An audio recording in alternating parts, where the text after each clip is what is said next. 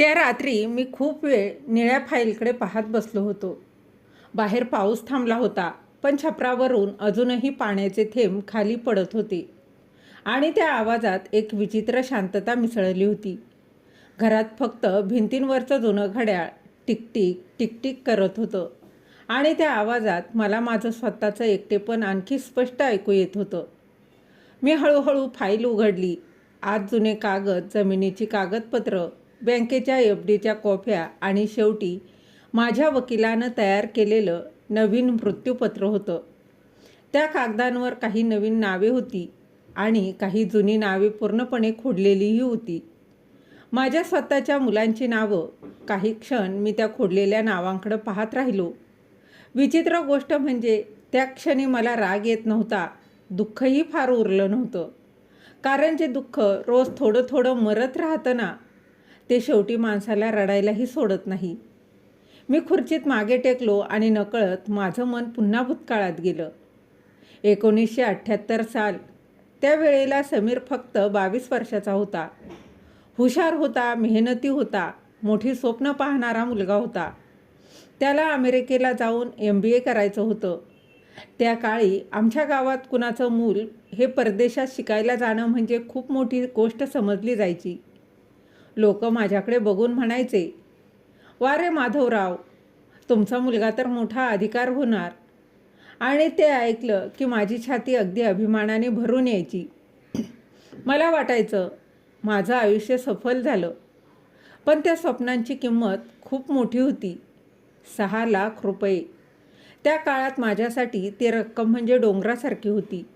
मी एका सरकारी ऑफिसमध्ये साधी नोकरी करणारा माणूस होतो.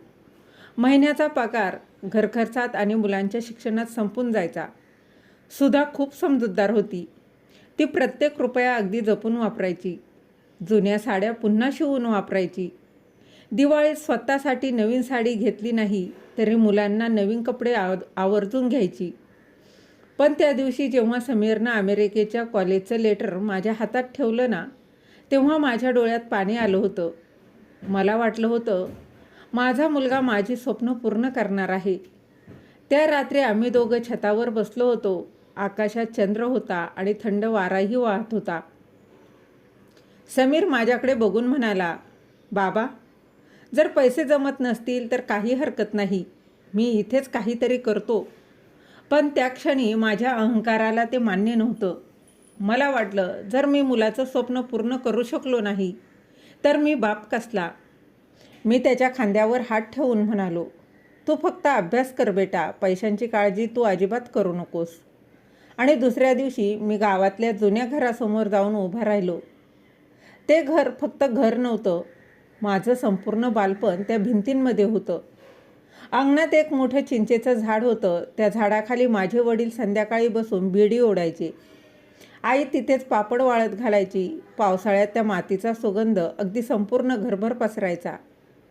मी भिंतीवर हात फिरवत उभा राहिलो आणि आतून काहीतरी मोडत होतं. तेवढ्यातच सुधा मागून आली. तिच्या हातात चहाचा कप होता. ती शांतपणे माझ्या बाजूला येऊन उभी राहिली आणि हळू आवाजात म्हणाली, खरंच विकणार आहात का हे घर?" मी काही बोललोही नाही. ती पुन्हा म्हणाली, "दुसरा काही मार्ग शोधूया ना. थोडं कर्ज घेऊ, 2 वर्षांनी पाठवू समीरला. पण हे घर अजिबात विकू नका." मी थोड्या चिडलेल्याच आवाजात म्हणालो, "तुला समजत नाहीये सुधा, ही संधी परत येणार नाही." ती अगदी शांतपणे माझ्याकडे पाहत राहिली. तिच्या डोळ्यात काळजी होती. ती म्हणाली, "संधी परत येईल की नाही माहीत नाही, पण माणूस एकदा आपल्या मुळांपासून तुटला ना तर आयुष्यभर आतून रिकामा राहतो." पण त्या वेळेला मी तिचं ऐकलं नाही.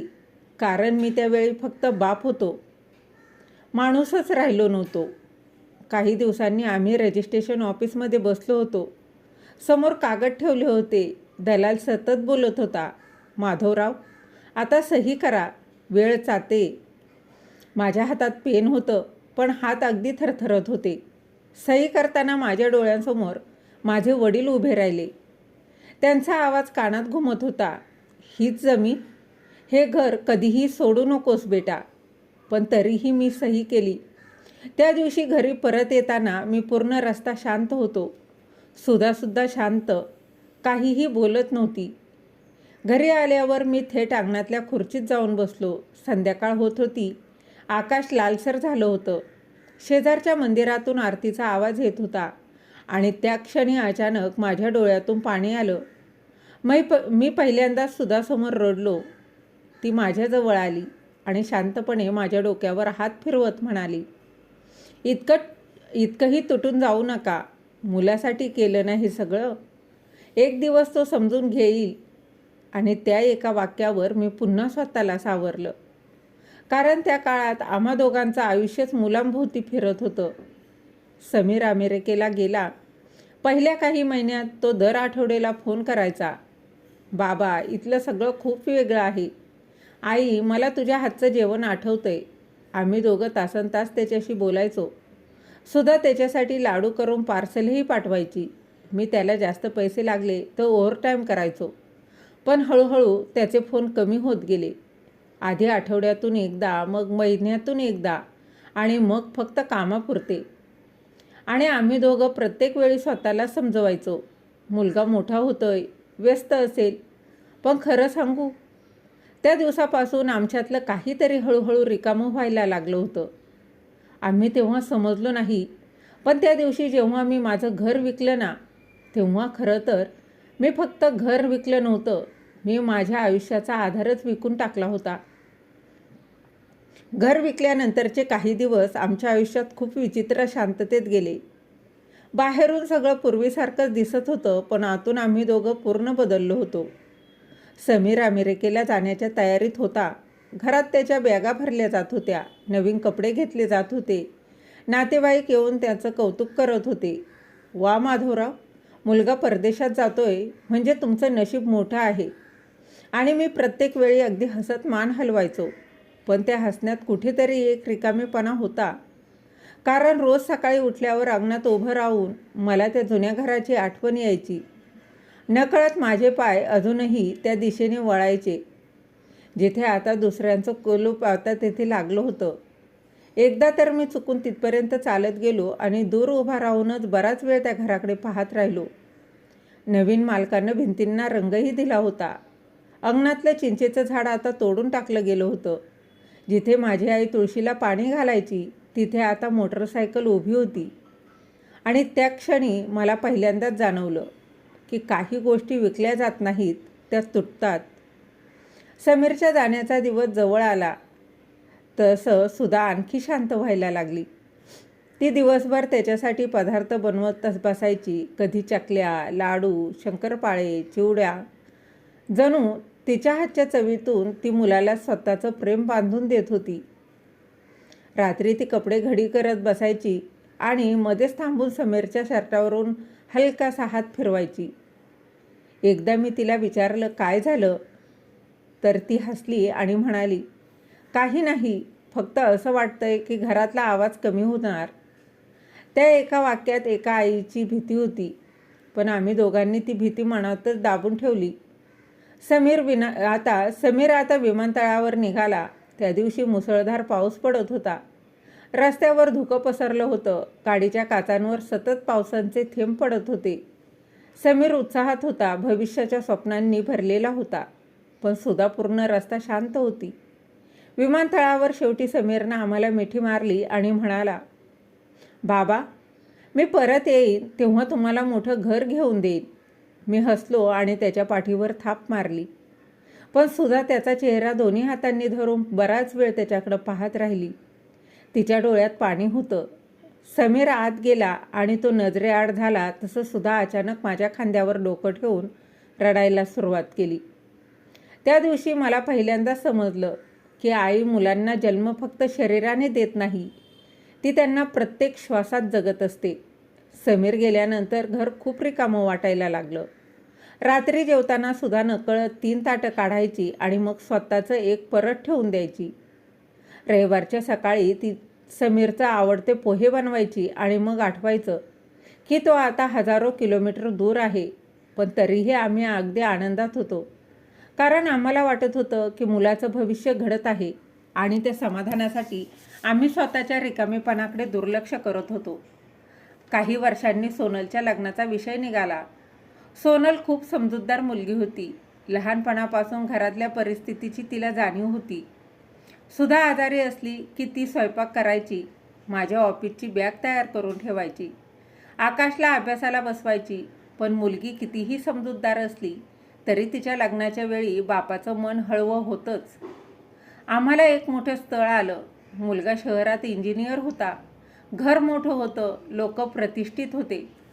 सुरुवातीला सगळं खूप चांगलं वाटत होतं, पण हळूहळू त्यांच्या मागण्या आता सुरू झाल्या. मुलीला सोन्याचे दागिने किती देणार, गाडी तर द्यावी लागेलच, लग्न हॉटेलमध्येच झालं पाहिजे. बाहेरून ते सगळं सभ्यपणे बोलत होते, पण प्रत्येक शब्दात पैशांचा हिशोब होता. त्या रात्री मी आणि सुधा अगदी उशिरापर्यंत जागे होतो. घरात अंधार होता, फक्त स्वयंपाकघरातला पिवळा बल्ब चालू होता. सुधा चपात्या ठेवायच्या डब्याकडे रिकाम्या नजरेने पाहत बसली होती. मी हिशोब करत होतो. बचतीतले पैसे पुरत नव्हते. बँकेतील FD मोडली तरी कमी पडत होतं. शेवटी माझी नजर गावच्या जमिनीच्या कागदपत्रांवर जाऊन थांबली. सुधाने माझ्याकडं पाहिलं आणि लगेच ओळखलं की माझ्या मनात नक्की काय चाललं आहे. ती घाबरलेल्या आवाजात म्हणाली, नको, ती जमीन नको गहाण ठेवू. तुमच्या बाबांनी किती कष्टाने जपली होती ती. मी थकलेल्या आवाजात म्हणालो, मग काय करू, मुलीचं लग्न आहे सुद्धा, लोक काय म्हणतील. ती अचानक रागाने म्हणाली, लोक आयुष्यभर आपल्यासोबत राहणार आहेत का? लग्नानंतर हे लोक आपल्या मुलीच्या डोळ्यातलं पाणी पुसणार आहेत का? पण त्या काळात मी समाजाच्या भीतीत जगणारा माणूस होतो. मला वाटायचं मुलीच्या लग्नात कमी पडणं म्हणजे बापाचं अपयश. आणि म्हणून शेवटी मी पुन्हा एकदा सही केली. गावची जमीन गहाण ठेवली. आणि त्या दिवशी गावात गेलो तेव्हा पावसाळा नुकताच संपला होता. शेतात हिरवळ पसरली होती. ओल्या मातीचा सुगंध हवेत भरून आला होता. मी शेवटचं एकदा त्या जमिनीवरून चाललो, हातात माती घेतली आणि नकळत माझे डोळे भरून आले. कारण मला माहिती होतं, आपण फक्त जमीन गमावत नाहीये, आपण आपल्या पुढच्या पिढीसाठीची शेवटची ओळखही हरवत आहोत. सोनलचं लग्न मोठ्या थाटामाटात पार पडलं. हॉटेलमध्ये दिव्यांची रोषणाई होती, बँडचा आवाज होता, नातेवाईकांच्या चेहऱ्यावर हसू होतं आणि सगळे माझ्या खांद्यावर हात ठेवून म्हणत होते, माधवराव, तुम्ही मुलीचं लग्न अगदी राजासारखं केलं. मीही बाहेरून हसत होतो, पाहुण्यांना नमस्कार करत होतो, पण आतून मला माहिती होतं की त्या एका रात्रीसाठी मी माझ्या आयुष्याची किती मोठी किंमत मोजली आहे. लग्नाच्या वेळी सोनल माझ्या गळ्यात पडून रडली. ती हळू आवाजात म्हणाली, बाबा, एवढा खर्च कशाला केला? पण त्या क्षणी मी तिच्या डोक्यावर हात ठेवून फक्त एवढंच म्हटलं, मुलीच्या लग्नात बाप कधी हिशोब करत नाही ग. आणि खरंच त्या काळात आम्ही मुलांसाठी जगत होतो, स्वतःसाठी नाही. लग्नानंतर काही दिवस घर पूर्ण रिकामं झालं. पूर्वी सकाळी सोनलच्या गाण्यांचा आवाज यायचा, तिच्या पैंजणांचा आवाज यायचा. स्वयंपाकघरात ती आणि सुधा दोघे हसत बोलत असायच्या. पण आता घरात फक्त शांतता उरली होती. सुधा अनेकदा तिच्या खोलीत जाऊन कपाट उघडून बसायची. सोनलच्या जुन्या साड्या, कॉलेजची पुस्तकं, केसात लावायच्या क्लिप्स हातात घेऊन बराच वेळ शांत बसायची. एकदा मी तिला विचारलं, काय करतेस? तर ती हसत म्हणाली, काही नाही, फक्त घराला अजून तिची सवय गेली नाही. मग हळूहळू वेळ पुढे जात राहिला. समीर आता अमेरिकेत स्थिर झाला आणि सोनल तिच्या संसारात रमली. आणि घरात आता फक्त मी, सुधा आणि आकाश उरलो होतो. आकाश स्वभावाने वेगळाच होता. खूप मोठी स्वप्न पाहणारा, पटकन श्रीमंत व्हायची इच्छा असणारा. तो अनेकदा म्हणायचा, बाबा, मला तुमच्यासारखी नोकरी करून आयुष्य घालवायचं नाही, मला स्वतःचं काहीतरी मोठं करायचं आहे. त्याच्या डोळ्यात आग होती आणि मी त्या आगीत माझं भविष्य पाहत होतो. मला वाटायचं, माझी मुलं जिथे पोहोचतील तिथे मी कधी पोहोचू शकलो नाही. एक दिवस आकाश माझ्यासमोर काही कागद घेऊन बसला. त्यानं नवीन व्यवसायाचा प्लॅन बनवला होता. शहरात इलेक्ट्रॉनिक्सचं मोठं दुकान सुरू करायचं होतं. तो खूप उत्साहानं सांगत होता. बाबा, फक्त सुरुवातीला थोडी मदत लागेल, नंतर सगळं मी सांभाळेन. मी त्याच्याकडं पाहत राहिलो आणि त्या क्षणी मला त्याच्यातलं माझं तरुणपण दिसत होतं. स्वप्नांनी भरलेला चेहरा आणि मी पुन्हा एकदा वितळलो. त्या दिवसात सुधाची तब्येत हळूहळू बिघडायला लागली होती. सुरुवातीला तिनं आम्हाला काही सांगितलं नाही, पण एक दिवस ती स्वयंपाकघरात अचानक चक्कर येऊन पडली. मी घाबरून तिला हॉस्पिटलमध्ये घेऊन गेलो. तपासण्या झाल्या. डॉक्टरांनी मला केबिनमध्ये बोलवलं. त्यांचा चेहरा गंभीर होता. त्यांनी हळू आवाजात सांगितलं, कॅन्सर आहे आणि उपचार लगेच सुरू करावे लागतील. त्या क्षणी माझ्या पायाखालची जमीन सरकली. माझ्या कानात काहीच ऐकू येत नव्हतं. मी फक्त खुर्चीत बसून डॉक्टरांकडे पाहत राहिलो. घरी येताना संपूर्ण रस्ता शांत होता. सुधा खिडकीबाहेर पाहत बसली होती. बाहेर पावसाची रिमझिम सुरू होती. रस्त्याच्या कडेला लोक आपापल्या आयुष्यात व्यस्त धावत होती आणि मला मात्र असं वाटत होतं की माझं आयुष्य अचानक थांबलं आहे. त्या रात्री सुधा माझ्या बाजूला बसली आणि शांत आवाजात म्हणाली, घाबरू नका, जे आहे ते स्वीकारूया. पण मी आतून पूर्ण तुटलो होतो. कारण आयुष्यभर जी स्त्री माझ्यासोबत खंबीरपणे उभी राहिली, ती आता वेदनेशी लढणार होती आणि मी काहीच करू शकत नव्हतो. उपचार सुरू झाले. केमोथेरपीमुळे तिचे केस गळायला लागले. तिचा चेहरा सुकायला लागला. जी स्त्री पूर्वी घरभर हसत फिरायची, ती आता थोडं चालली की दमायला लागायची.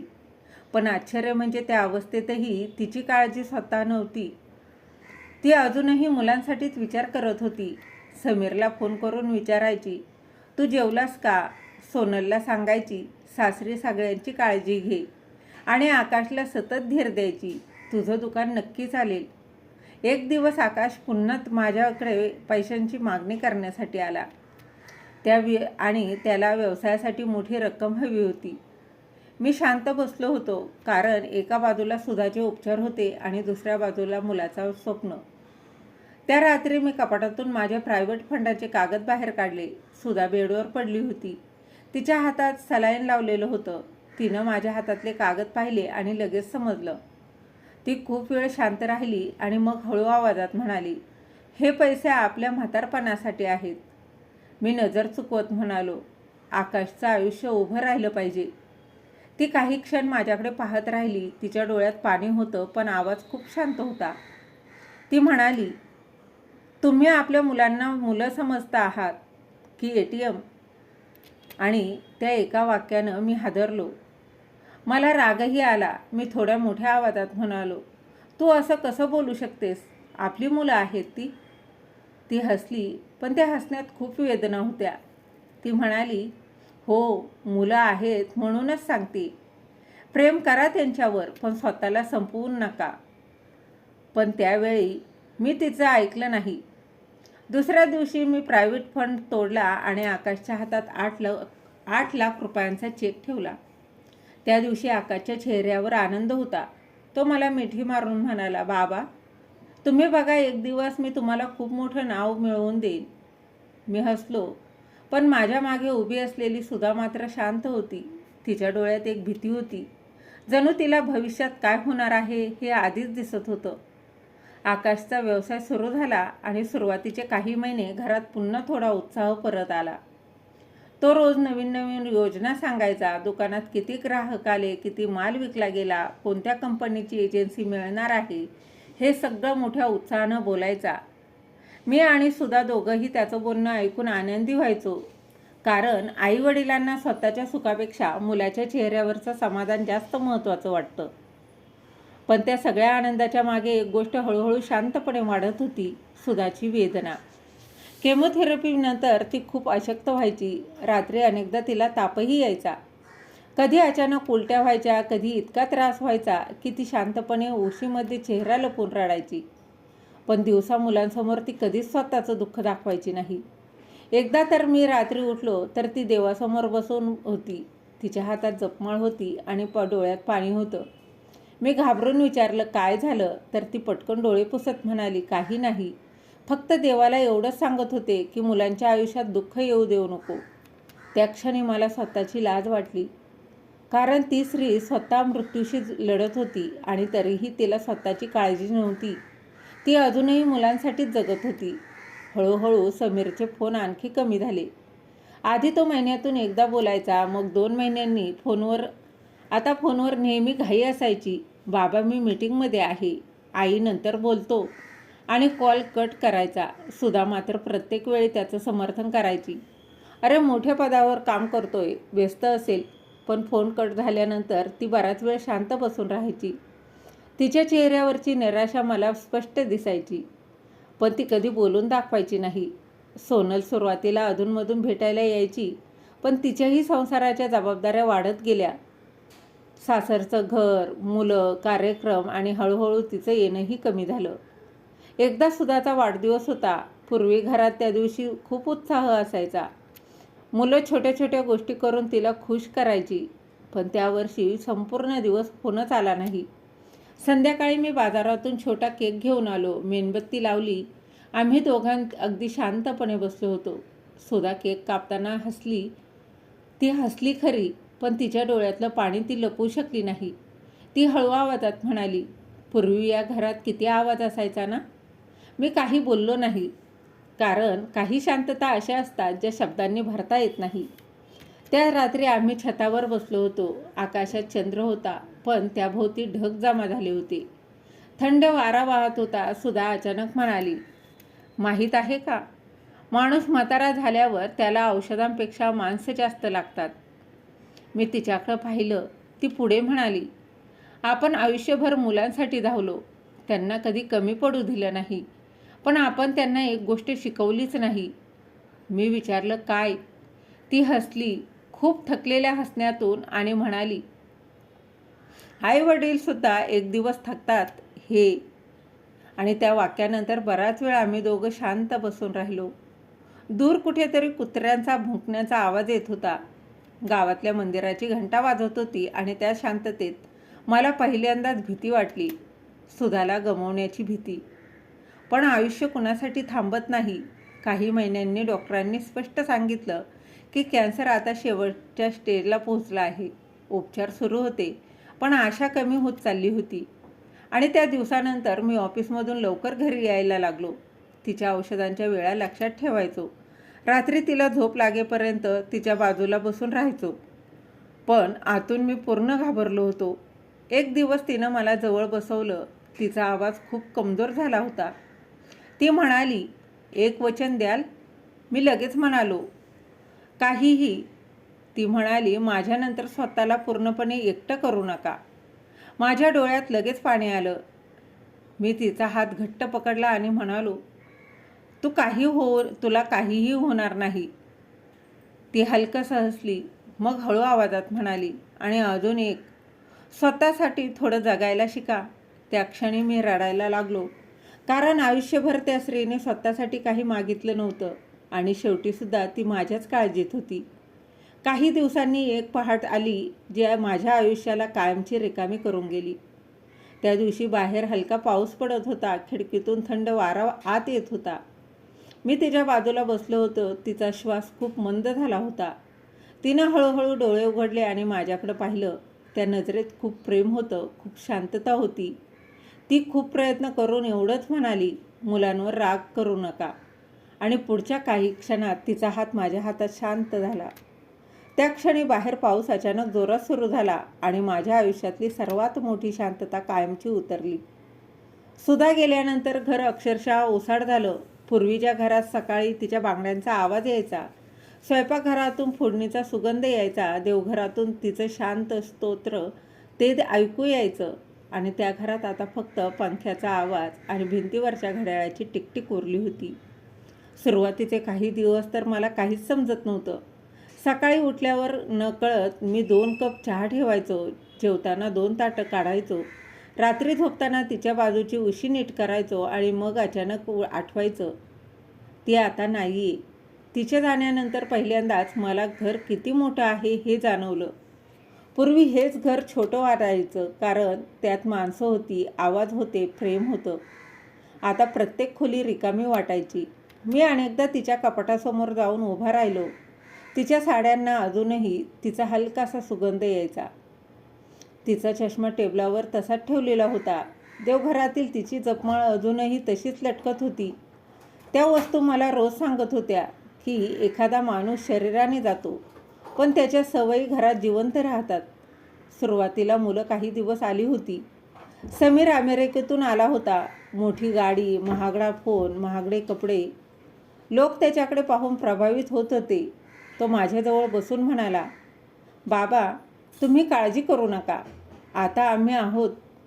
त्यावेळी मला खरंच फार बरं वाटलं होतं. सोनल माझ्या गळ्यात पडून खूप रडली. आकाश काही दिवस माझ्यासोबतच राहिला. घरात पुन्हा थोडासा माणसांचा आवाज आला, पण दुःखाची गोष्ट अशी असते की ते दिवस जास्त काळ थांबत नाही.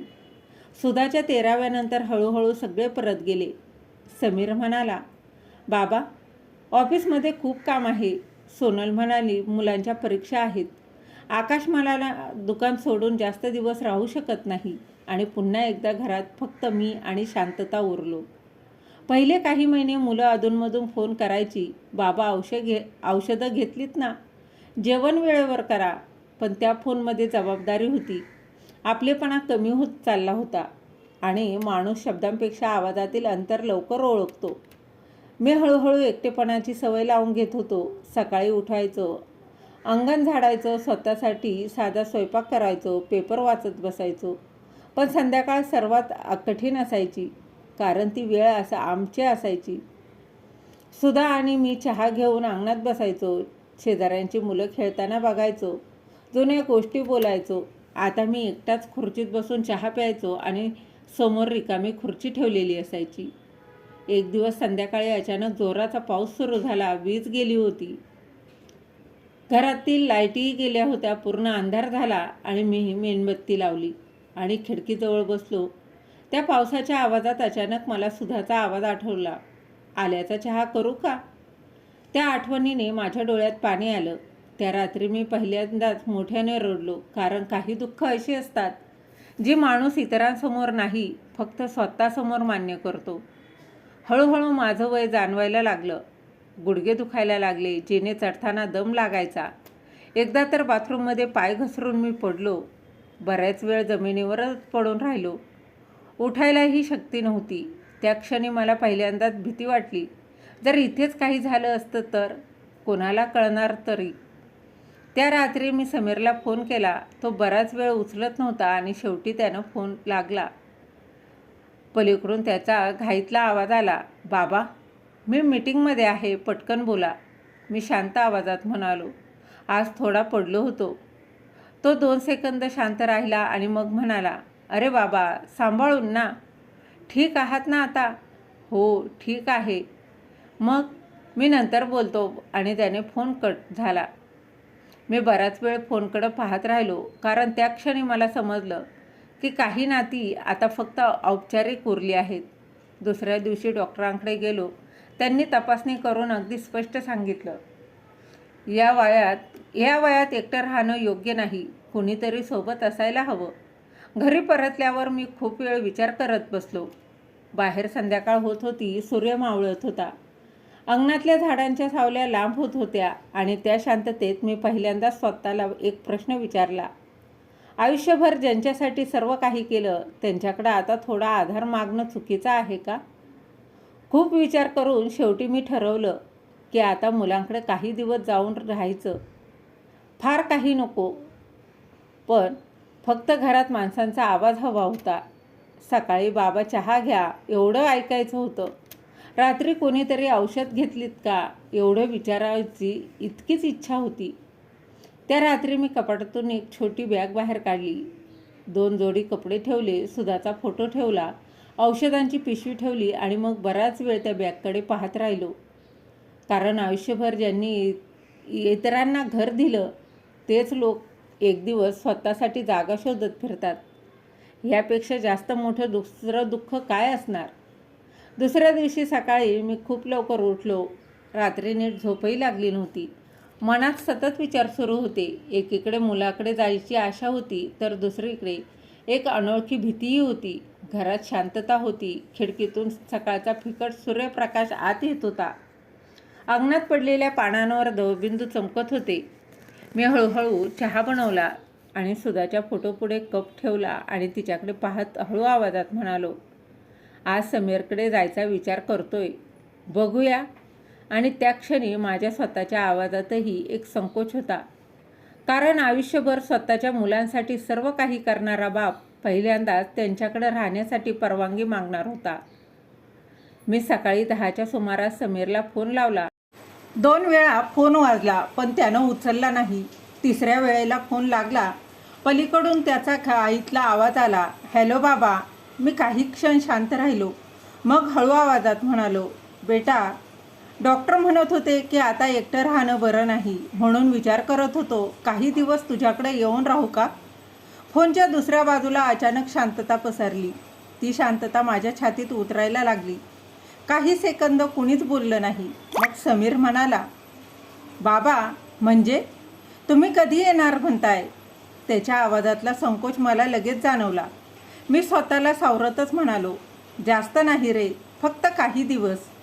तेवढ्यातच पलीकडून त्याची पत्नी नेहाचा आवाज आला. बहुतेक फोन स्पीकरवर होता. ती म्हणाली, पप्पा, घर तर तुमचंच आहे, पण खरं सांगू का, इथे थोडं अवघड होईल. मुलांचे क्लासेस असतात, आम्ही दोघंही दिवसभर बाहेर असतो.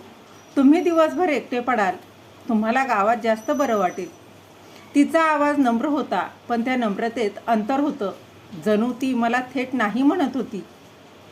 आणि थेट नाही म्हणत नव्हती, पण हो सुद्धा म्हणत नव्हती. मी जबरदस्ती हसत म्हणालो, हो बेटा, मी फक्त विचारलं. फोन ठेवल्यानंतर बराच वेळ मी तसाच बसून राहिलो. माझ्या हातात अजूनही फोन होता. खिडकीबाहेर काही चिमण्या अंगणात दाणे टिपत होत्या. दूर कुठेतरी मंदिराची घंटा वाजत होती. पण त्या क्षणी मला सगळं खूप रिकामं वाटत होतं. त्या दिवशी संध्याकाळी मी बराच वेळ सुधाच्या फोटोपुढे बसलो. नकळत माझ्या तोंडून शब्द बाहेर पडले, सुधा, आपण काय चूक केली. आणि त्या प्रश्नाचं उत्तर अर्थातच नव्हतं. पण माझ्या मनात तिचा जुना आवाज घुमत होता, आपण मुलांना सर्व काही दिलं, पण आपली किंमत शिकवली नाही. मी स्वतःला समजावलं की समीर खरंच व्यस्त असेल. शहरातलं आयुष्य वेगळं असतं, जागेची अडचण असेल. म्हणून दुसऱ्या दिवशी मी सोनलला फोन केला. सोनलने फोन उचलताच प्रेमानं विचारलं, बाबा कसे आहात. तिचा आवाज ऐकून माझ्या मनाला थोडा आधार वाटला. मी तिला सगळं सांगितलं. डॉक्टर काय म्हणाले, एकटेपणा कसा वाढतो. काही दिवस तिच्याकडे राहायची इच्छा. ती अगदी शांतपणे ऐकत होती. आणि काही क्षणांनी ती हळू आवाजात म्हणाली, बाबा, मला खरंच खूप आवडेल तुम्ही यायला. पण सासूबाईंची तब्येत हल्ली ठीक नसते. घरात सतत पाहुणे असतात आणि तुम्हाला इथे आराम मिळणार नाही. ती थांबली. मग हळू आवाजात म्हणाली, मी अधूनमधून येत जाईन ना तुमच्याकडे. त्या क्षणी मला तिच्यावर राग आला नाही, कारण तिच्या आवाजात अपराधीपणा होता. ती मुलगी असूनही मनाने माझ्याजवळ होती, पण परिस्थितीने तिला दूर नेलं होतं. आता फक्त आकाश उरला होता. मी त्याला फोन केला तेव्हा तो दुकानात होता. त्याचा आवाज नेहमीप्रमाणे घाईत होता. बाबा, बोला पटकन, ग्राहक आहे. मी पुन्हा तेच बोललो. तो काही क्षण शांत राहिला आणि मग म्हणाला, बाबा, दुकानाचं काम खूप वाढले, घरही छोटं आहे. तुम्हाला तिथे त्रास होईल. थोडे दिवस थांबा ना, मी काहीतरी बघतो. थोडे दिवस, हे 2 शब्द त्या दिवसापासून माझ्या आयुष्यात कायमचे अडकून राहिले. कारण प्रत्येक वेळी मला फक्त थोडे दिवस थांबायला सांगितलं गेलं, पण कुणीही मला जवळ घेतलं नाही. त्या रात्री मी जेवलो नाही, भूकच नव्हती. अंगणात बसून मी बराच वेळ अंधाराकडे एकटक पाहत राहिलो. रस्त्यावरून लोक आपापल्या परीने घरी परतत होते. कुठेतरी मुलं हसत खेळत होती. शेजारच्या घरातून टीव्हीचा आवाज येत होता आणि माझ्या घरात फक्त शांतता होती. मग अचानक मला जाणवलं, आयुष्यभर मी ज्याला माझं कुटुंब म्हणत होतो, त्यात आता माझ्यासाठी जागाच उरली नव्हती. त्या दिवसानंतर मी कुणालाच फोन करणं कमी केलं. कारण माणूस एकदा स्वतःच्या माणसांकडे आधार मागून तो नाकारला गेला ना, तर तो पुन्हा सहजपणे हात पुढे करू शकत नाही. पण खरी वेदना अजून बाकी होती. काही दिवसांनी समीरचा फोन आला. अनेक दिवसांनी मी पटकन फोन उचलला.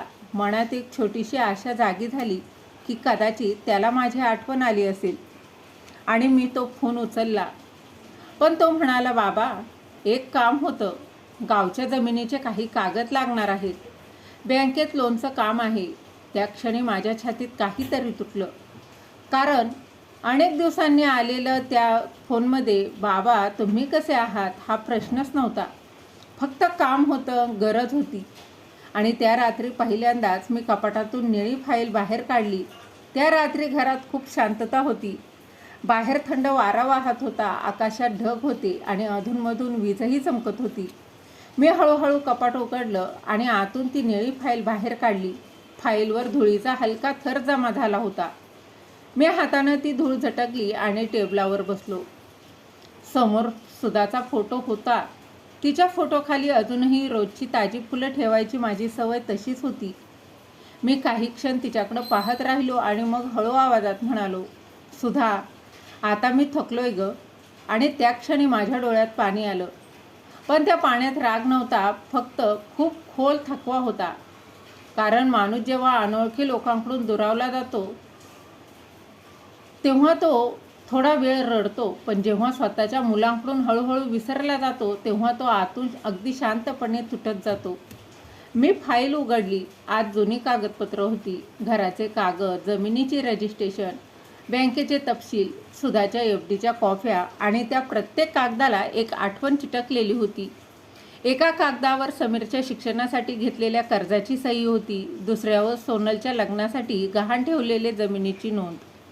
तर एका फाईलमध्ये आकाशला दिलेल्या पैशांचे व्यवहार होते. मी एक एक कागद पाहत होतो आणि मला असं वाटत होतं जणू मी माझं संपूर्ण आयुष्य कागदांवर विखुरलेलं पाहतोय. त्या रात्री मी पहिल्यांदाच हिशोब केला, आयुष्यभर दिलेल्या पैशांचा नाही तर दिलेल्या प्रेमाचा. आणि त्या हिशोबात एक गोष्ट खूप स्पष्ट दिसत होती. मी मुलांना कधी नाही हा शब्द म्हणालोच नव्हतो. समीरला परदेशात जायचं होतं, मी घर विकलं. सोनलचं मोठं लग्न करायचं होतं, मी जमीन गहाण ठेवली. आकाशला व्यवसाय करायचा होता, मी म्हातारपणची बचत तोडली. सुधा आजारी होती, तरी मी मुलांच्या स्वप्नांना प्राधान्य दिलं. आणि शेवटी जेव्हा मला फक्त थोडा वेळ हवा होता तेव्हा सगळ्यांकडे कारणं होती. त्या क्षणी मला सुधाचं एक वाक्य पुन्हा आठवलं, तुम्ही मुलांना प्रेम देत आहात की स्वतःला संपवत आहात. त्यावेळी तिचं बोलणं मला कठोर वाटलं होतं, पण आता त्या रिकाम्या घरात बसून मला समजत होतं की ती किती खरी होती. दुसऱ्या दिवशी सकाळी मी माझ्या जुन्या वकिलांना फोन केला. देशमुख नावाचे वकील होते. माझ्याजवळच ते सगळ्या व्यवहाराची कागदपत्र त्यांनीच केली होती. माझा आवाज ऐकून ते लगेच म्हणाले, काय माधवराव, तब्येत ठीक आहे ना? मी अगदी शांतपणे म्हणालो, एक काम होतं, मृत्यूपत्र बदलायचं आहे. फोनच्या दुसऱ्या बाजूला काही क्षण शांतता पसरली.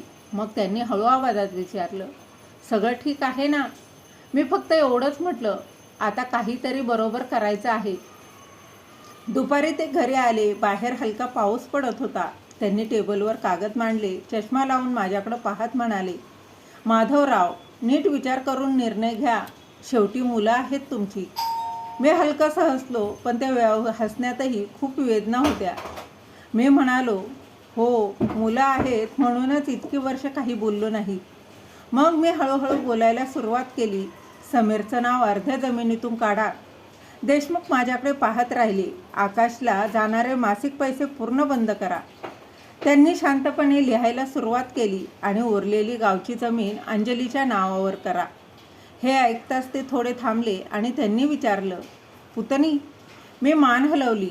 मग खूप वेळानंतर मी पहिल्यांदाच मन मोकळं केलं. मी त्यांना सांगितलं की गेली 7 वर्षे एकही रविवार असा गेला नाही ज्या दिवशी अंजली आली नाही. ती माझ्यासाठी जेवण बनवते, औषधं आणते, हॉस्पिटलमध्ये घेऊन जाते, वाढदिवसाला छोटासा केक घेऊन येते आणि सर्वात महत्त्वाचं म्हणजे ती वेळ देते.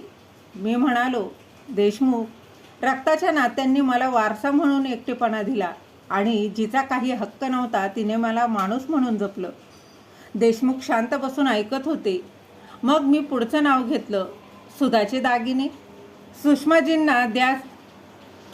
शेजारच्या? हो. मी हलकंसं हसलो आणि म्हणालो, गेली 3 वर्ष त्या प्रत्येक रविवारी माझ्यासाठी डबा पाठवतात. ताप आला की विचारायला येतात. दिवाळीत घरात पहिला दिवा त्यांनी लावला होता. आणि माझ्या स्वतःच्या मुलांना एवढंसुद्धा आठवलं नाही की मी एकटा आहे. हे बोलताना माझा आवाज आता थरथरला होता. देशमुखांनी पेन खाली ठेवलं आणि काही क्षण शांत बसून राहिली. मग हळू आवाजात म्हणाले, तुम्हाला मुलांवर राग आहे का? मी खूप वेळ विचार केला, मग शांतपणे म्हणालो, नाही, राग नाही. फक्त आता उशिरा का होईना मला समजलंय की नातं जन्माने टिकत नाही, ते वेळ देऊन टिकतं. बाहेर पाऊस वाढत होता, खिडकीवर थेंब आपटत होते. घरात ओल्या मातीचा सुगंध पसरला होता आणि त्या शांत वातावरणात मी मृत्यूपत्रावर सही केली. त्या क्षणी माझे हात अजिबात थरथरले नाहीत. आतून मी आधीच खूप काही गमावून बसलो होतो. पण अजून एक गोष्ट बाकी होती, माझ्या मुलांसाठी एक शेवटचं पत्र. त्या रात्री देशमुख गेल्यानंतर मी बराच वेळ टेबलाजवळ शांत बसून राहिलो. घरात पूर्ण शांतता होती. भिंतीवरचं घड्याळ रात्रीचे 11 वाजल्याचं सांगत होतं. बाहेर पाऊस थांबला होता, पण छपरावरून अजूनही थेंब खाली पडत होते. खिडकीतून हवा थंड वाहत होती आणि त्या हवेसोबत जुन्या आठवणीही घरभर फिरत होत्या. माझ्यासमोर पांढरा कागद ठेवलेला होता, पेन हातात होता, पण शब्द बाहेर येत नव्हते. कारण आयुष्यभर ज्यांच्यासाठी जगलो त्यांच्याबद्दल शेवटचं सत्य लिहिणं इतकं सोपं नसतं. मी काही क्षण डोळे मिटले आणि अचानक मला माझी तिन्ही मुलं लहानपणची दिसायला लागली. समीर माझ्या खांद्यावर बसून जत्रेत फिरत होता. सोनल माझं बोट पकडून शाळेत जात होती. तर आकाश माझ्या छातीवर झोपलेला होता. त्या आठवणी इतक्या जिवंत होत्या की काही क्षण मला वाटलं कदाचित अजूनही सगळं बदलू शकतं. कदाचित उद्या फोन वाजेल, कदाचित मुलं अचानक दारात उभी राहतील आणि म्हणतील, बाबा चला घरी. पण मग लगेच वास्तव समोर आलं. 90 दिवस, पूर्ण 90 दिवस कुणाकडेही माझ्यासाठी 10 मिनिटंही नव्हती. मी आता एक खोल श्वास घेतला आणि लिहायला सुरुवात केली. प्रिय समीर, सोनल आणि आकाश. पहिलंच वाक्य लिहिताना हात थरथरला, कारण त्या 3 नावांमध्ये माझं पूर्ण आयुष्य होतं. मी पुढे लिहिलं, हे पत्र लिहिताना माझ्या मनात तुमच्याबद्दल राग नाही, कारण आईवडिलांचं मन शेवटपर्यंत मुलांवर राग धरू शकत नाही. पण एक गोष्ट मात्र नक्की आहे, मी आता खूप थकलोय. लिहिताना माझ्या डोळ्यांसमोर एक प्रसंग उभा राहत होता. समीरसाठी विकलेलं घर, सोनलसाठी गहाण ठेवलेली जमीन आणि आकाशसाठी तोडलेला प्रायव्हेट फंड. सुधाचे अश्रू, तिचं आजारपण, तिचा शेवटचा श्वास आणि त्यानंतरचं माझं रिकामं घर. मी पुढे लिहिलं, मी तुम्हाला आयुष्यभर सर्व काही दिलं, कदाचित जास्तच दिलं. इतकं दिलं की तुम्हाला कधी माझी गरजच वाटली नाही. तुमच्या प्रत्येक स्वप्नासाठी मी स्वतःची स्वप्न तोडली. तुमच्या प्रत्येक अडचणीसाठी मी स्वतःला तोडलं. पण आता या वयात मला फक्त थोडा वेळ हवा होता. 2 शब्द हवेत होते, एवढंच. आणि त्या ओळी लिहिताना माझ्या डोळ्यातून अश्रू खाली पडले आणि कागदावर छोटा डाग पडला. मी काही क्षण थांबलो. बाहेर आता रात्रीचा गार वारा सुटला होता. तो झाडांची पानं हलत होती. दूर कुठेतरी कुत्रीही भुंकत होती आणि त्या शांततेत मला सुधाचा आवाज पुन्हा ऐकू आला. मुलांवर राग करू नका. मी पुन्हा लिहायला सुरुवात केली. तुम्ही वाईट नाही आहात, कदाचित चूक माझीच होती. मी तुम्हाला नेहमी दिलं, पण कधी थांबून हे शिकवलंच नाही की आईवडीलसुद्धा एक दिवस एकटे पडतात, त्यांनाही आधार हवा असतो. मी तुम्हाला प्रत्येक वेळी वाचवलं म्हणून कदाचित तुम्हाला कधी माझ्या वेदना दिसल्याच नाहीत. आणि त्या क्षणी मला स्वतःबद्दल पहिल्यांदाच दया आली. कारण काही आईवडील आपल्या मुलांवर इतकं प्रेम करतात की शेवटी स्वतःच हरवून बसतात. मी पत्रात पुढे लिहिलं, मी मृत्यूपत्र बदललं आहे. हा निर्णय रागातून घेतलेला नाही. हा निर्णय त्या लोकांसाठी आहे ज्यांनी माझ्यासोबत वेळ घालवला, माझी विचारपूस केली, माझ्या एकटेपणात माझ्याजवळ बसले. कारण शेवटी माणूस पैशांपेक्षा आपलेपणासाठी जगतो. माझा हात पुन्हा थरथरला. मी शेवटी लिहिलं, एक दिवस तुम्हीसुद्धा म्हातारे व्हाल. त्या दिवशी फक्त एवढं लक्षात ठेवा, वृद्ध आईवडिलांना महागड्या भेटवस्तू नको असतात. त्यांना फक्त एवढं वाटत असतं की त्यांची मुलं त्यांना विसरली नाहीत ना. पत्र पूर्ण झालं तेव्हा रात्रीचे जवळजवळ 2 वाजले होते. मी पेन खाली ठेवला. माझ्या छातीत एक विचित्र हलकं वाटत होतं. दुःख अजूनही होतं, पण अनेक वर्षांनी पहिल्यांदाच मी मनातलं सत्य बोललो होतो. मी पत्र फोल्ड केलं, निळ्या फाईलमध्ये ठेवलं. मग उठून हळूहळू सुधाच्या फोटोपाशी गेलो. तिच्या फोटोसमोर उभं राहून मी हळू आवाजात म्हणालो, उशिरा का होईना पण आज मी स्वतःसाठी एक निर्णय घेतला होता. त्या क्षणी खिडकीतून थंड वाऱ्याची एक झुळूक आत आली. फोटोसमोर ठेवलेलं छोटंसं ते दिवटं हलकंसं थरथरलं आणि अनेक महिन्यानंतर पहिल्यांदाच माझ्या डोळ्यातून आलेल्या अश्रूंमध्ये थोडी शांतताही मिसळली होती. दुसऱ्या दिवशी सकाळ खूप शांत होती. रात्रीच्या पावसानंतर अंगणात ओलसर मातीचा सुगंध पसरला होता. झाडांच्या पानांवर अजूनही पाण्याचे थेंब चमकत होते. मी नेहमीप्रमाणे लवकर उठलो, पण त्या दिवशी मनात एक वेगळीच शांतता होती. अनेक वर्षांनी मला असं वाटत होतं की मी आतून काहीतरी ठरवलं आहे. रोजसारखी ती अस्वस्थ वाट पाहणारी भावना नव्हती. फोनकडे सतत पाहण्याची सवय नव्हती, कारण काही निर्णय माणसाला तोडत नाहीत, उलट त्याला वास्तव स्वीकारायला शिकवतात. मी चहा बनवला आणि मी अंगणात बसलो. सकाळचा हलका सूर्यप्रकाश भिंतीवर पडत होता. शेजारच्या घरातून रेडिओचं जुनं गाणंही लागलं होतं.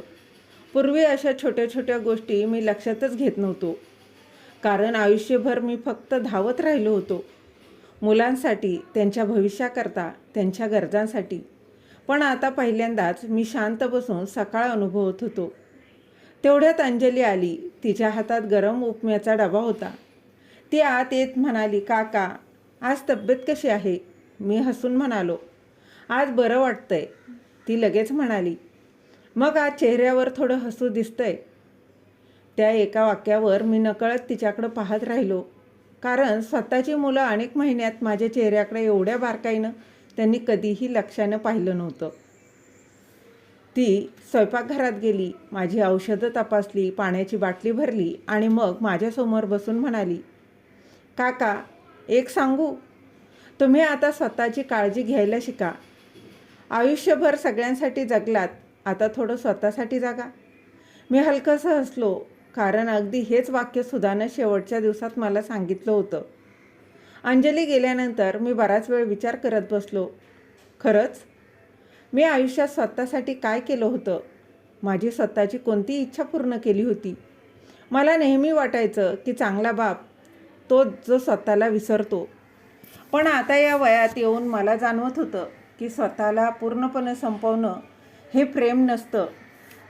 ती हळूहळू स्वतःची ओळख हरण्याची सुरुवात असते. दुपारच्या सुमारास अचानक फोन वाजला. अनेक दिवसांनी स्क्रीनवर समीरचं नाव चमकलं.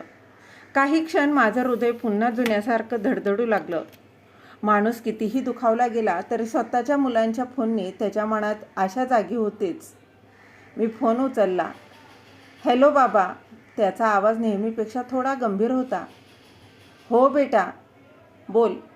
तो काही क्षण शांत राहिला आणि मग म्हणाला, बाबा, देशमुख काकांचा फोन आला होता. त्यांनी काही कागदांबद्दल मला सांगितलं. तुम्ही मृत्यूपत्र बदललं का? त्या क्षणी माझ्या हातातला कप हलकासा थरथरला, पण आवाज मात्र शांत होता. हो. फोनच्या दुसऱ्या बाजूला अचानक तणाव पसरला. समीर थोड्या चिडलेल्या आवाजात म्हणाला, पण बाबा, अचानक असं का केलं? आम्ही काही चूक केली आहे का? हे वाक्य ऐकून मला आतून हसूच आलं आणि वेदनाही झाली, कारण अनेक महिन्याच्या शांततेनंतर पहिल्यांदाच त्याला माझी आठवण आली होती आणि त्यामागे कारण पुन्हा संपत्तीच होती. मी शांतपणे म्हणालो, तुला खरंच उत्तर हवंय? तो काही बोलला नाही. मी पुढे म्हणालो, समीर, मागच्या 3 महिन्यात तू मला किती वेळा फोन केला हे तुला आठवतंय का? तो लगेच म्हणाला, बाबा, तुम्हाला माहिती आहे का मला किती काम असतं? मी त्याला थांबवलं. काम सगळ्यांनाच असतं बेटा, पण ज्या बापानं तुमच्यासाठी घर विकलं त्याच्याशी बोलायला 2 मिनटं नसतात का? एवढंही व्यस्त नसतं. फोनच्या दुसऱ्या बाजूला शांतता पसरली. पहिल्यांदाच मी माझ्या मुलाशी मनातलं बोलत होतो. मी पुढे म्हणालो, मला तुमच्या पैशांची गरज नव्हती, मोठ्या घराची गरज नव्हती.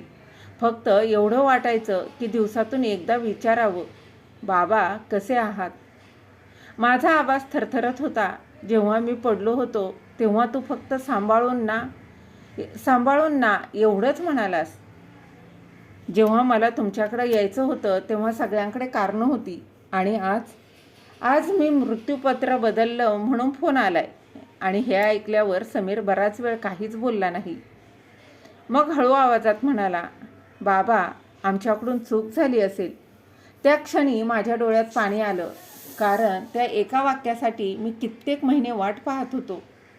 पण काही सत्य खूप उशिरा समोर येतात. मी शांतपणे म्हणालो, चूक तुमची एकट्याची नाही बेटा, मी सुद्धा दोषी आहे. मी तुम्हाला आयुष्यभर फक्त घेत राहायला शिकवलं. खिडकीबाहेर वारा वाहत होता, अंगणात पानं हलत होती आणि त्या शांत वातावरणात मला पहिल्यांदाच जाणवलं, काही जखमा कधी भरत नाहीत, पण त्यांच्याबद्दल बोलल्यावर त्यांचा भार थोडा हलका होतो. समीरचा आवाज आता खूप मंद झाला होता.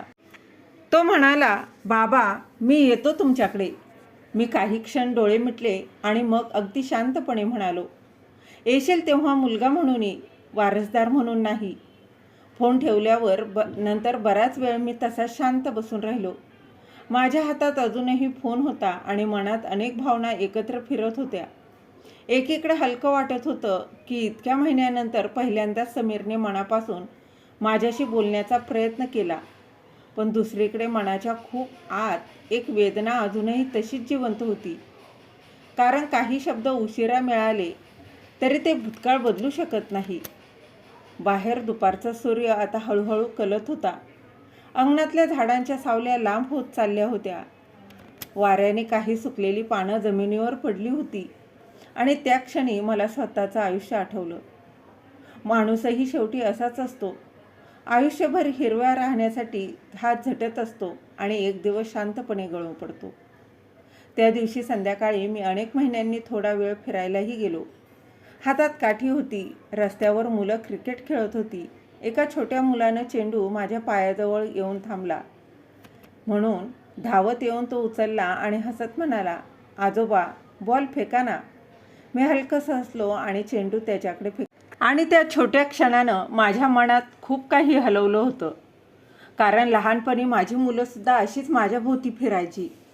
समीर बॅटिंगसाठी हट्ट करायचा. आकाश आऊट झाला की रडायचा. सोनल दोघांमध्ये भांडणं सोडवायची. वेळ खरंच खूप शांतपणे सगळं काही बदलून गेलं होतं. घरी परतलो तेव्हा संध्याकाळ झाली होती. आकाशात केसरी रंग पसरला होता. मी दार उघडलं आणि नेहमीप्रमाणे घरात तीच शांतता मला भेटली. पण त्या दिवशी ती शांतता थोडी कमी बोचत होती, कारण इतक्या दिवसांनी मनातली एक गाठ सैल झाली होती. रात्री जेवण करून मी सुधाच्या फोटोपाशी बसलो. तिच्याकडं पाहत मी हळू आवाजात म्हणालो, आज समीरचा फोन आला होता. नकळत माझ्या चेहऱ्यावर हलकंसं हसू आलं आणि मग पुढे म्हणालो, उशिरा का होईना, पण कदाचित त्यांना आता समजायला लागलंय. त्या क्षणी मला असं वाटलं जणू तिच्या फोटोमधलं हसू थोडंसं मऊ झालं. 2 दिवसांनी सकाळी दाराची बेल वाजली. मी हळूहळू दार उघडलं आणि समोर समीर उभा होता. अनेक महिन्यांनी मी त्याला इतक्या जवळून पाहत होतो. केसांमध्ये हलकी पांढरट रेषा दिसत होती. चेहऱ्यावर थकवा होता, पण त्या दिवशी त्याच्या डोळ्यात पहिल्यांदाच अपराधीपणा दिसला. काही क्षण आम्ही दोघं काहीच बोललो नाही. मग तो हळू आवाजात म्हणाला, बाबा, बस. एवढाच शब्द, पण त्या एका शब्दात खूप काही होतं. मी बाजूला सरकलो. तो आत आला. घरात नजर फिरवत शांत उभा राहिला. कदाचित अनेक वर्षांनी त्यानं हे घर नीट पाहिलं. भिंतींवरचा निघालेला रंग, कोपऱ्यात ठेवलेली सुधाची जुनी शिलाई मशीन आणि टेबलावर नीट रचून ठेवलेली औषधं आणि रिकाम्या खुर्चीसमोर ठेवलेला दुसरा चहाचा कप. तो हळू आवाजात म्हणाला, तुम्ही अजूनही 2 कप चहा ठेवता? माझ्या डोळ्यात नकळत पाणी आलं. मी हलकंसं हसत म्हणालो, सवय आहे रे. काही सवयी माणसापेक्षा जास्त जगतात. समीर काही बोलला नाही. तो अगदी शांतपणे खुर्चीत बसला. घरात काही क्षण पूर्ण शांतता पसरली. मग अचानक त्याने माझ्याकडे पाहून विचारलं, बाबा, तुम्ही इतकं सगळं एकट्यानं सहन कसं केलं? त्या प्रश्नावर मी बराच वेळ शांत राहिलो, कारण खरं उत्तर खूप मोठं होतं. मी हळू आवाजात म्हणालो, आई वडील सहन करत नाहीत बेटा, ते फक्त मुलांवरचं प्रेम सोडू शकत नाहीत.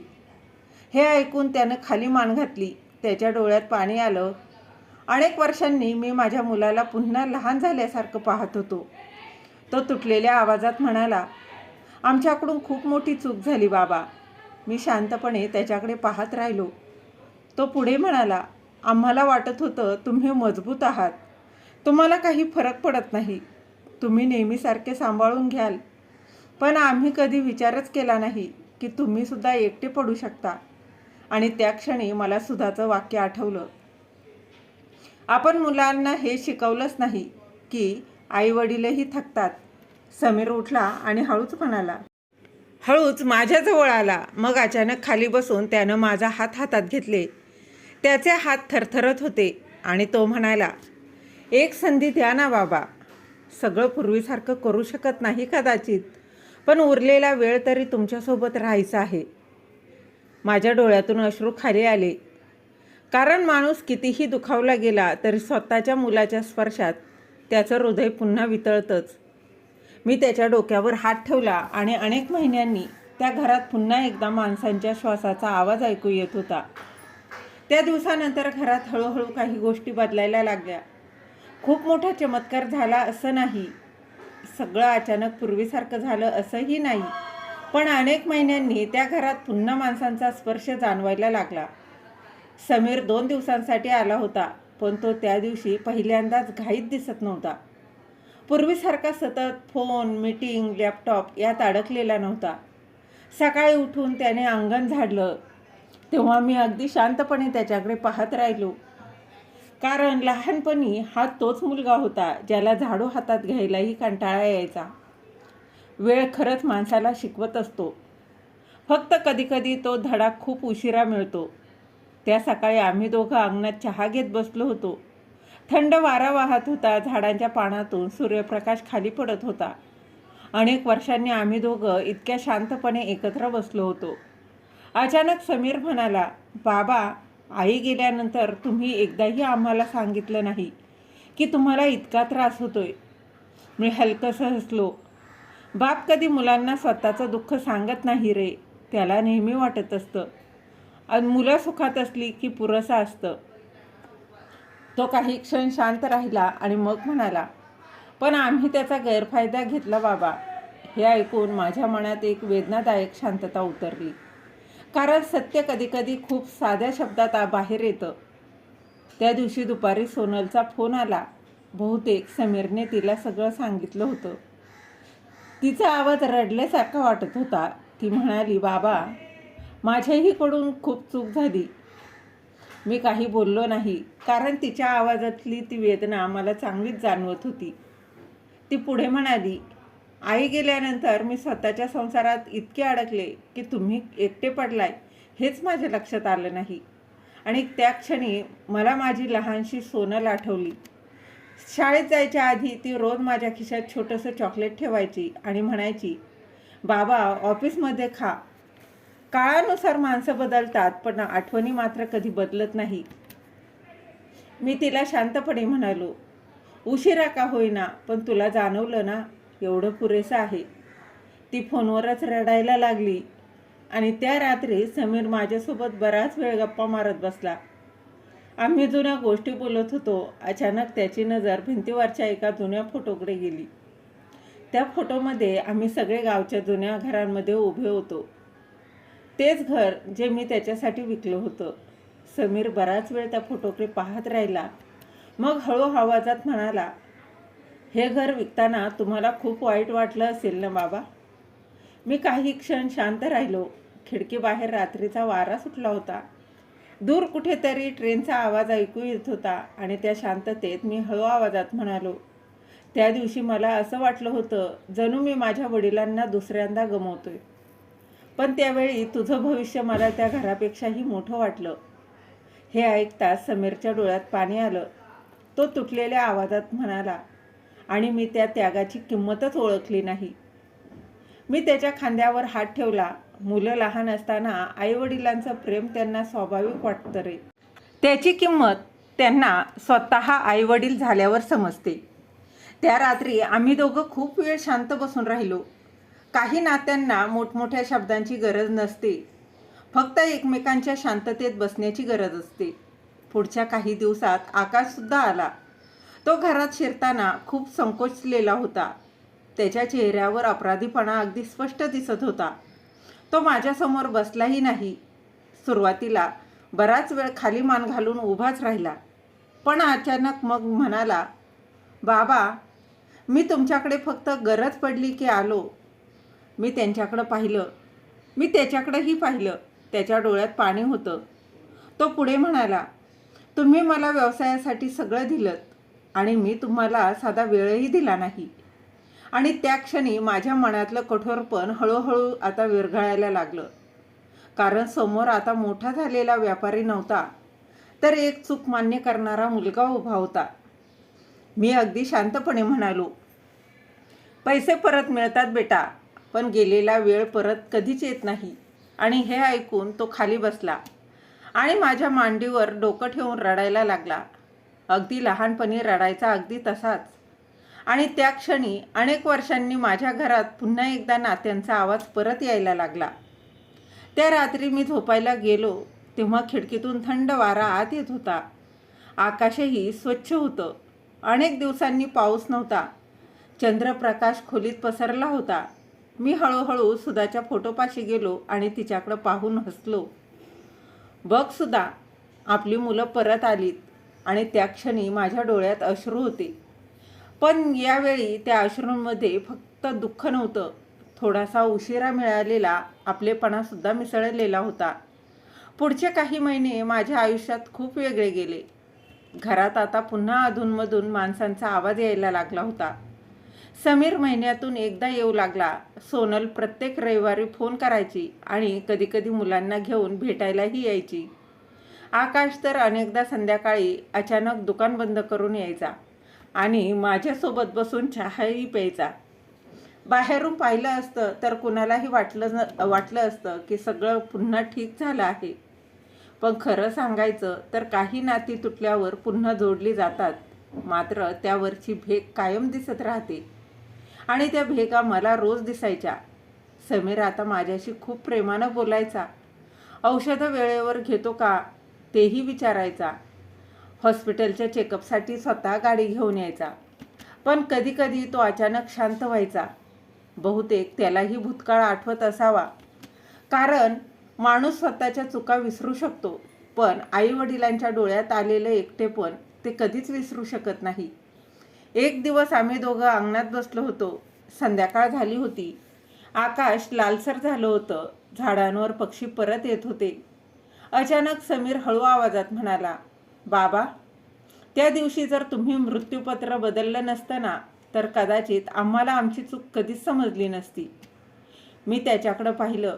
तो पुढे म्हणाला, आम्हाला वाटत होतं की पैसा पाठवणं, मोठ्या दिवशी एखाद्या फोन करणं एवढं पुरेसं असतं. पण आम्ही विसरलो की तुम्हाला पैशांपेक्षा आमचा वेळ हवा होता. आणि त्या क्षणी मला जाणवलं की काही वेळा माणसाला गमावण्याची भीती वाटण्याशिवाय नात्यांची किंमत कळत नाही. सोनल एकदा आली होती. ती घर साफ करत होती. अचानक तिला स्वयंपाकघरात आईचा जुना डबा सापडला. तो हातात घेऊन ती बराच वेळ शांत उभी राहिली. मग अचानक रडायला लागली. ती म्हणाली, आईनं आयुष्यभर स्वतःसाठी काही मागितलं नाही ना? मागितलंच नाही ना बाबा. मी हलकंसं हसलो. काही लोक असेच असतात. स्वतःच्या वाट्याचं सुखसुद्धा मुलांच्या ताटात वाढून देतात. आणि हे ऐकून ती माझ्या खांद्यावर डोकं ठेवून बराच वेळ रडत राहिली. आकाशमध्येही खूप बदल झाला होता. पूर्वीसारखा फक्त व्यवसाय, पैसा, धावपळ यात अडकलेला राहिला नव्हता. एकदा रात्री तो माझ्यासोबत जेवत बसला होता आणि अचानक म्हणाला, बाबा, मी माझ्या मुलाला आता रोज वेळ देतो, कारण मला भीती वाटते उद्या तो माझ्याशी तसाच दूर वागला तर. आणि त्या क्षणी मला जाणवलं की माझ्या वेदनेतून कदाचित पुढची पिढी काहीतरी शिकत होती. पण वय कोणासाठी थांबत नाही. माझं शरीर आता खूप थकायला लागलं होतं. चालतानाही दम लागायचा. रात्री झोप कमी व्हायची. डॉक्टरांनी अगदी स्पष्ट सांगितलं होतं की आता काळजी जास्त घ्यावी लागेल. मुलं आता खरंच प्रयत्न करत होती, पण मला आतून जाणवत होतं की माझा प्रवास हळूहळू आता शेवटाकडे चाललाय. एक दिवस सकाळी मी अंगणात बसलो होतो. थंड वारा वाहत होता. झाडावरून एक पान हळूच खाली पडलं. मी बराच वेळ त्या पानाकडं पाहत राहिलो आणि अचानक मला आयुष्य समजलं. माणूस आयुष्यभर झाडाला घट्ट धरून राहतो, पण शेवटी प्रत्येक पानाला शांतपणे खाली पडावंच लागतं. त्या दिवशी मी मुलांना जवळ बसवलं. समीर, सोनल, आकाश अगदी तिघाही माझ्यासमोर बसले होते. अनेक वर्षांनी आम्ही पुन्हा एकत्र होतो. घरात हलकी संध्याकाळ उतरली होती. सुधाचा फोटो भिंतीवर अगदी शांतपणे आमच्याकडे पाहत होता. मी हळू आवाजात म्हणालो, एक गोष्ट लक्षात ठेवा, आयुष्यात पैसा कमवा, नाव कमवा, मोठं व्हा, पण घरातले म्हातारे आईवडील कधी एकटे पडू देऊ नका. तिघांच्याही डोळ्यात पाणी आलं. मी पुढे म्हणालो, वृद्ध माणूस जास्त काही मागत नाही. त्याला फक्त एवढं वाटतं की दिवसातून कुणीतरी त्याचं नाव अगदी प्रेमानं घ्यावं. त्या क्षणी घरात पूर्ण शांतता पसरली होती. फक्त भिंतीवरचं घड्याळ चालू होतं आणि त्या शांततेत मला सुधाची खूप आठवणही येत होती. काही दिवसांनी माझी तब्येत अचानक जास्त बिघडली. रात्री श्वास घ्यायलाही त्रास होऊ लागला. मुलांनी मला हॉस्पिटलमध्ये ॲडमिट केलं. त्या खोलीत पांढऱ्या भिंती होत्या, औषधांचा वास होता, मशीनचे आवाज होते. पण त्यावेळी एक गोष्ट वेगळी होती. मी एकटा नव्हतो. समीर माझ्या पलंगाजवळ बसला होता. सोनल माझा हात धरून होती. आकाश रात्रभर जागा होता. आणि त्या क्षणी मला जाणवलं, उशिरा का होईना पण माझी मुलं परत आली होती. रात्री उशिरा मी डोळे उघडले. खिडकीतून चंद्रप्रकाश आत येत होता. मला समोर सुधा उभी असल्यासारखी वाटली. ती शांत हसत होती, अगदी जुन्यासारखी. मी हलकसं हसलो. माझ्या हातावर मुलांचा हात होते आणि अनेक वर्षांनी पहिल्यांदाच मला एकटेपणाची भीती वाटत नव्हती. त्या रात्री माझ्या चेहऱ्यावर एक शांत हसू होतं, कारण शेवटी माणूस संपत्ती घेऊन जात नाही. तो शेवटच्या क्षणी फक्त एवढंच पाहतो, आपली माणसं जवळ आहेत का. आणि त्या रात्रीनंतर माझी तब्येत आणखीन खालावत गेली. डॉक्टर काहीतरी समजावून सांगत होते, औषधं बदलत होते, नर्स येऊन इंजेक्शन देत होती, मशीनचे आवाज सतत चालू होते. पण आता मला स्वतःला जाणवत होतं की शरीर थकत चाललं आहे.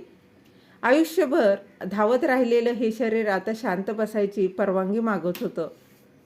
पण त्यावेळी एक गोष्ट मात्र बदलली होती. माझ्या पलंगाजवळ आता नेहमी कुणीतरी असायचंच. समीर पहाटेपर्यंत जागा बसायचा. अनेकदा मी डोळे उघडले की तो शांतपणे माझ्या पायांवर चादर नीट करताना दिसायचा. एक दिवस तर मी उठलो तेव्हा तो माझी औषधं वेळेनुसार लिहून ठेवत होता. मला अचानक आठवलं, लहानपणी त्याला ताप आला होता तेव्हा मी अशीच रात्रभर त्याच्या डोक्यावर पट्ट्या ठेवत बसायचो. आयुष्य खूप विचित्र आहे ना. एक दिवस आईवडील मुलांना धरून चालायला शिकवतात आणि एक दिवस तीच मुलं त्यांना आधार देत चालवतात. सोनल रोज घरी बनवलेलं जेवण घेऊन यायची. डॉक्टरांनी काही खाऊ नका असं म्हटलं तरी ती हट्टाने म्हणायची, बाबा 2 घास तरी खा. तिच्या डोळ्यात आता सतत एक अपराधीपणा असायचा. एकदा ती माझ्या पलंगाजवळ बसून रडायला लागली. ती म्हणाली, बाबा आई गेल्यानंतर तुम्ही किती रडलात हे आम्हाला कधीच दिसलं नाही. मी तिच्या डोक्यावर हात ठेवला आणि हळू आवाजात म्हणालो, आई वडील मुलांसमोर रडत नाहीत ग. त्यांना भीती वाटते की मुलं घाबरतील. आकाशमध्ये सर्वात जास्त बदल दिसत होता.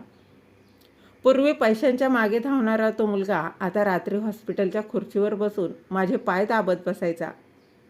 एकदा तो अचानक म्हणाला, बाबा तुम्ही आम्हाला खूप श्रीमंत केलं, पण माणुसकीचं शिक्षण आम्ही उशिरा शिकलो. त्याचा आवाज थरथरत होता. मी त्याच्याकडे पाहून हलकसं हसलो.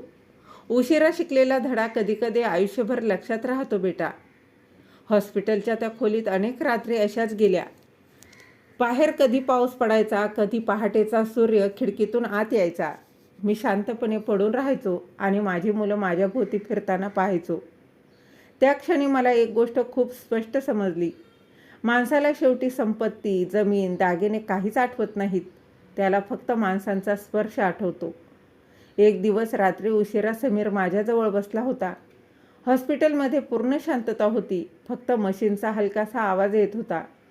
तो बराच वेळ काही बोलला नाही आणि मग अचानक म्हणाला, बाबा जर आज आई असती ना तर तिने आम्हाला कधीच माफ केलं नसतं. मी डोळे उघडून त्याच्याकडं पाहिलं आणि मग हळू आवाजात म्हणालो, नाही रे, आई लोक मुलांना खूप लवकर माफ करतात. हे ऐकताच त्याच्या डोळ्यातून पाणी खाली पडलं. त्या क्षणी मला सुद्धा खूप जवळ असल्यासारखी वाटली. दुसऱ्या दिवशी डॉक्टरांनी मुलांना बाहेर बोलवलं. त्यांच्या चेहऱ्यावरचं गंभीरपण मी ओळखलं. मला सगळं समजलं होतं. आयुष्यभर मी इतकी दुःख पाहिली होती की आता मृत्यूची चाहूलही ओळखायला मी शिकलो होतो. संध्याकाळी तिन्ही मुलं माझ्याजवळ बसली. त्यांच्या चेहऱ्यावर भीती होती. जणू वेळ त्यांच्या हातातून निसटते आणि हे त्यांना जाणवत होतं. मी खूप प्रयत्न करून हळू आवाजात म्हणालो, रडू नका, मला आता शांत वाटतंय. सोनलने माझा हात घट्ट पकडला. समीर खाली मान घालून बसला होता आणि आकाश सतत डोळे पुसत होता. मी त्यांच्याकडे पाहिलं आणि मनात एक विचित्र समाधान आलं. कारण अनेक महिन्यापूर्वी ज्या घरात फक्त शांतता होती, तिथे आता पुन्हा नात्यांचा श्वास परत आला होता. त्या रात्री खिडकीतून चंद्रप्रकाश आत येत होता. मला अचानक असं वाटलं जणू मी पुन्हा त्या जुन्या घराच्या अंगणात उभा आहे. चिंचेचं झाड आहे. सुधा स्वयंपाकघरातून मला हाक मारतीये. मुलं अंगणात खेळत आहेत आणि मी पुन्हा एकदा तरुण झालोय. माझ्या ओठांवर हलकंसं हसू आलं. मी अगदी शेवटच्या डोळे उघडले आणि समोर माझी मुलं होती. त्यांच्या डोळ्यात प्रेम होतं, पश्चाताप होता आणि सर्वात महत्त्वाचं म्हणजे त्यांना आता माझी किंमत समजली होती. मी खूप हळू आवाजात शेवटचं एवढंच म्हणालो, मुलांनो, आई वडिलांना कधी वेळेच्या बाहेर ठेवू नका. आणि त्यानंतर माझा हात हळूहळू शांत झाला. पण त्या रात्री एका वृद्ध बापाचा मृत्यू झाला नाही, तर 3 मुलांच्या आयुष्यात पहिल्यांदाच आई वडिलांचं प्रेम खरंच जिवंत झालं. माधवराव गेल्यानंतर घरात एक अशी शांतता पसरली होती जी शब्दांनी सांगता येणारी नव्हती. हॉस्पिटलमधून त्यांचं पार्थिव घरी आणलं तेव्हा संपूर्ण अंगण लोकांनी भरलं होतं.